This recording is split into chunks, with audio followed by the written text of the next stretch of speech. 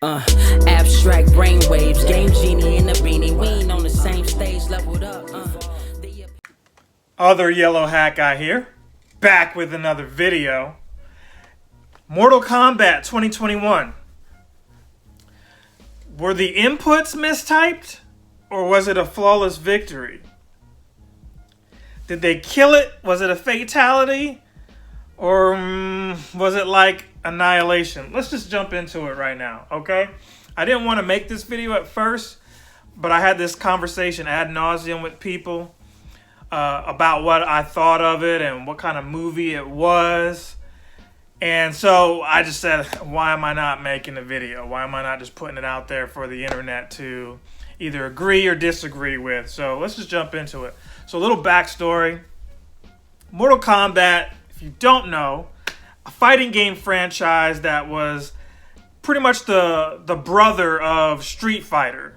Like, you know, they aren't similar in games, but they were like the more popular fighting games in the 90s. Mortal Kombat shows a more gory approach with finishing moves that forced the video game companies to kind of police themselves. They created that whole ratings board, right? So the whole mature thing, the M, that you got to have your mom or dad or both go into the game store or wherever and purchase it. It's because of Mortal Kombat. I know. Back then, those games now just look pedestrian, but it was a big deal. You had senators and just different people complaining about the gore. They tried to blame video games. It's a whole long-winded history lesson that I don't have time for today. So that out of the way, they produced 2 movies. The whole plethora of games, but it had the strength of at least 2 movies. The greatest thing about those movies was the soundtrack. Mortal Kombat! And I can't put it up here because, copyright, but man, it just gets you pumped. Like even today, like I just want to play Mortal Kombat because of that song. Unfortunately, they didn't include that here. There was some kind of remix. It was all they had to do was use the same song. They just didn't do it. And that's the thing. A lot of us wanted it to be similar to either the first movie that came out a long time ago, which, spoilers, it wasn't all that great either. You look at that movie and the second one, which was a disaster, they don't age well. But this one will age well, okay? It should. Because we've got better technology, so the CGI should look better. There's more source material to work with, yada, yada, yada. So, the 2021 version, they released it around the world April 8th, and then on the 23rd here in the US, Canada, HBO Max, streaming. So the sales, when you look back at this, are not going to reflect like, it's kind of like how streaming did for music. You used to get an album, it would release within a week and do 1 million sales, right? That was considered like an awesome release. You'd be lucky now to get like, 100,000 copies because the streaming is going to do what it's going to do. And so the standards are different. So Mortal Kombat in its release did about 50 million with a $55 million budget. So, that can only go up from here. And that doesn't include the streaming on HBO Max, so I think that's going to be a successful movie.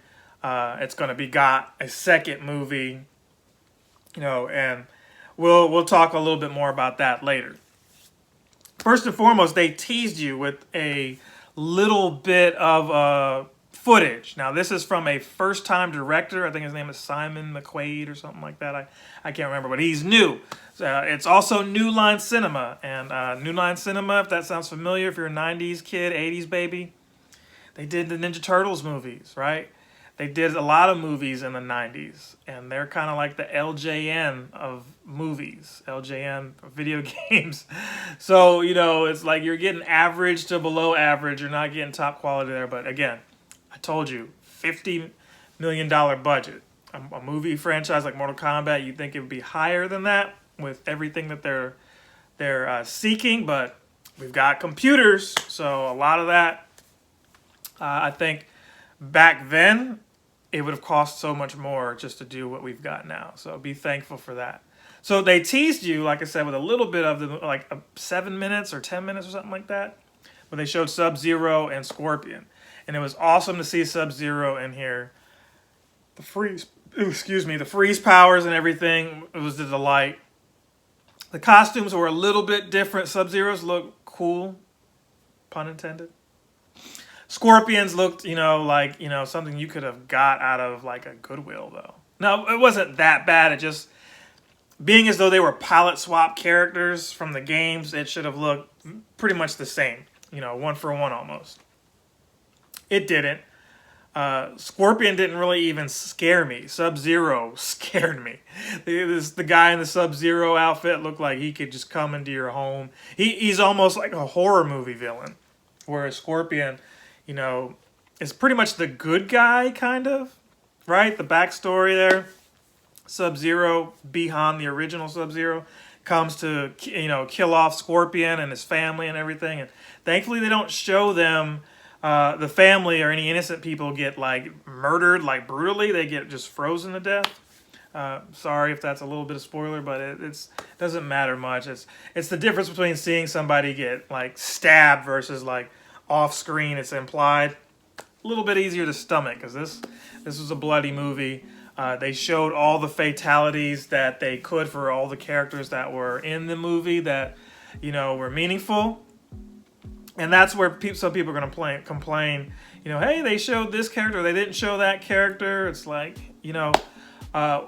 this isn't the video game. That's what you got to get first. Not the past movies, and they're not the old video games. So when they introduce somebody like a Cole Young and then they don't give you, like, character X, I won't spoil who's in it, who's not, except for one, which, like I said, we'll get to towards the end along with the future.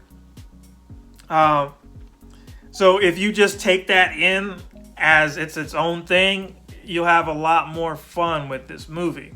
The protagonist here is Cole Young. Liu Kang has always been like the hero. He's always the guy who's gonna keep a level head. He's the one who defeats Shao Kahn in the second tournament, and then the first tournament he beat Shang Tsung. So that's pretty much how it goes. But people prefer Sub-Zero and Scorpion. They're just the cool guys, right? But in this storyline, Cole Young is this new guy, and it's like, who is he? Is he another character? He looks like Johnny Cage. He's an MMA fighter. Cole Young is a plot device, okay? No, he wasn't cool, but he moved the plot further, right? So, when you're watching these movies, a lot of times, and I use Marvel as the gold standard, to buy you in, Marvel did brilliantly something that a lot of other companies don't have the budget or the depth and characters to do. And that's they piecemeal out stories off the individual characters, They didn't just drop Avengers and be like, yeah, you're supposed to be able to believe Hulk is here in New York. Thor is suddenly here, aligned with Captain America. They're all going to get along, and they're all, they gave them all individual movies and stories, and then a reason at the end of the movie to join this team. That was Nick Fury. So, Mortal Kombat, could they have just did like a Sub-Zero Scorpion movie, and then at the end, like, show a Raiden, hey, we need you to defend Earthrealm for each of these characters. Sonya and Jax get their own movie, right? With Kano, so on and so on. They could have done that. I think there was a Mortal Kombat like web series or something that did, a good job. So they could have done that here, but to absolve themselves of the time crunch and everything, what they did was they put some dragon marking. I got my Mortal Kombat shirt on. You like that?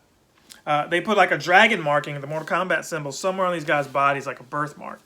That was your invitation to enter this tournament. Difference is here, that tattoo, that marking, you had to somehow unlock your innate abilities, and you had to then make it to the tournament. Because what's happening here is, Bihan, the original Sub-Zero, was there killing off people to prevent a tournament. They were cheaters. The Outworld guys, they had prevented a tournament, or they had won the last 9 tournaments. And, if you kill off your competition, chances are, you're going to win these tournaments too. Raiden, one of these elder gods, the Thunder God, he can't be in the tournament, even though he was in the games and everything, right? His role is to just kind of be an outsider, a watcher, and then influence, others so that his realm doesn't get destroyed, So, that being said, he had already found Liu Kang and Kung Lao. You don't see that yet. What you see is the movie opens up after Sub-Zero and Scorpion fight like centuries ago. Spoilers, Sub-Zero wins because, to quote Hal from Malcolm in the Middle, nobody beats Sub-Zero. I may or may not dig up that clip. Probably not because I'm lazy. Okay. That out of the way, it flashes forward to Jax, and he is observing Cole Young in an MMA fight. Now, Cole just gets the crap kicked out of him. So a lot of you who saw this movie and didn't like him, you probably wanted to beat the stuffing out of him anyway. But he got that done to him pretty much most of the movies. And like I said, they have these tattoos, and somehow they unlock their innate abilities.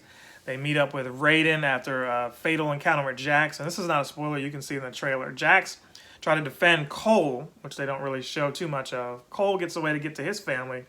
Jax tries to take out Sub-Zero. Sub-Zero freezes your boy's arms. Now in the games, it's Ermac that rips off Jax's arms, canonically.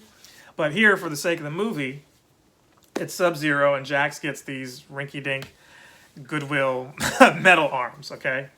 So Jax is distraught. Sonya reminds him of who he is and what have you. And eventually, one by one, these guys get into shape. The best part of this movie was Kano. I'm going to skip over everything else because you guys see the movie for yourself to make your own verdict. But I'm going to talk about what I liked and didn't like.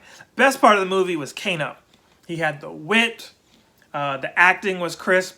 That character has to return in the second one. He played both sides of the field. He was true to his character. Now, he did have the beard and everything. I would love to see him come back with, the actual classic look, the bald head, the clean cut with the metal plate. I'd love to see that there. He did do the heart rip fatality. Like I said, all the characters that were privy to the content here, they did their fatalities or had a fatality done on them. He was the brightest spot of the movie. Cole, not so much, but Cole didn't annoy me like he annoyed some of you other people because he wasn't one of the original characters. Number one, he's brand new. But two, I got the sense that every scene he was in was to push the story forward. That's all he was. So when you accept that, it's a easier movie to swallow. I did think Jax was okay. He wasn't bad. Sonya was just, not great acting, but she wasn't bad. She came in there and kicked butt. That's what Sonya does, Raiden, I did not like. Raiden needs to be recast. I'm glad they got someone Asian to play him because, he's better than the last guy who was American and everything. People didn't like him. But at least with him, I felt some more confidence. I could look at him and say, I trust you. Whereas this dude, it was like, yo, you should be... Like, he looks more like a monk, like teaching me peace and showing me where to pick berries and how to, not like, hey, you've got to defend Earthrealm or this is it. Raiden is more confident and more polite. This guy was like, yeah, you guys are terrible. You're not in shape. You're going to lose. He was just, I didn't feel like that was Raiden to me. He had white eye contacts, but he didn't even wear the hood all the way up to his... They just need to get somebody else.